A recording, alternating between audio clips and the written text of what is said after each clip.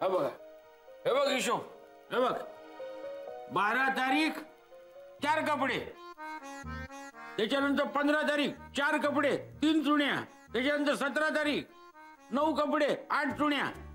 तू काय कपडे इस्त्री करायला नेतोस की चुण्या पाडायला? साहेब घडी घातल्यावर एकावर एक कपडे ठेवल्यावर होतात तसे. अरे पण एकावर एक कपडे ठेवायचेच कशाला? जा कमी आहे ना साहेब. मग तू बाहेर उभा राहा. मॉल मध्ये ठेवायचे इस्त्री केलेले कपडे.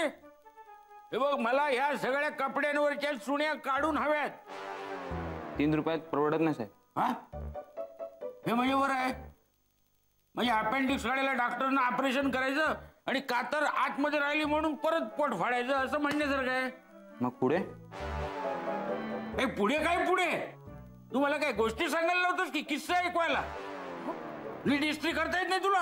हो कशाला उगाच वैतागताय? कशाला म्हणजे प्रश्न तत्वाचा आहे. हा ज्यानं त्यानं आपलं काम चोख करायला हवं सांगतोय. हा जरा मऊ वाटलं की सगळेजण आपल्या कोपऱ्याने खणायला लागले. बस महिन्याच्या महिन्याला हिशोब मागायला येतो, नीट काम करायला नको त्यानं. काय रे बाईसाहेब चुकलं माझं. हा मग आत्ता कळतंय? नाही पैसे मागायला आलो ही वेळ चुकली. हे नसताना येतो. काय काय काय काय म्हणालास तू? काय तुला पैसे वगैरे मिळणार नाही लक्षात ठेव. सगळ्या कपड्यांच्या चुड्या काढाव्या लागतील तुला. हा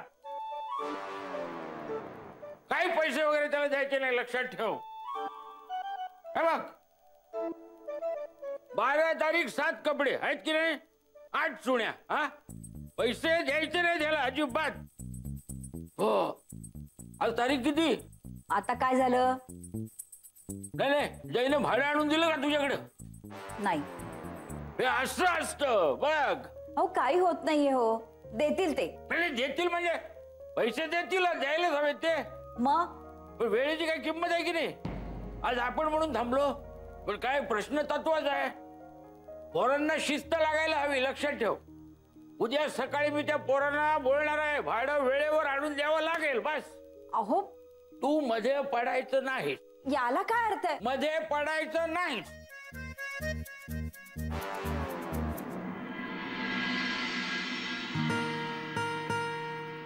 परत एकदा क्रॉस चेक करतोयस ना?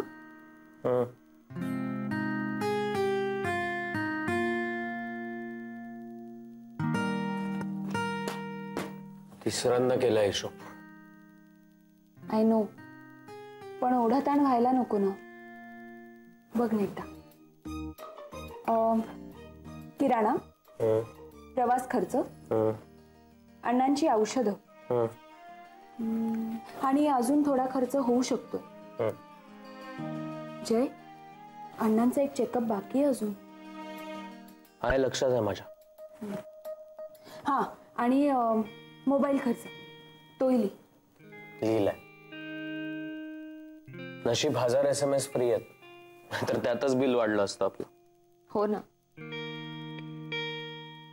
अविनाश सरांकडून जे पैसे घेतलेत ते पगारातून कापले जातील. विरारचा खर्च, घर भाडं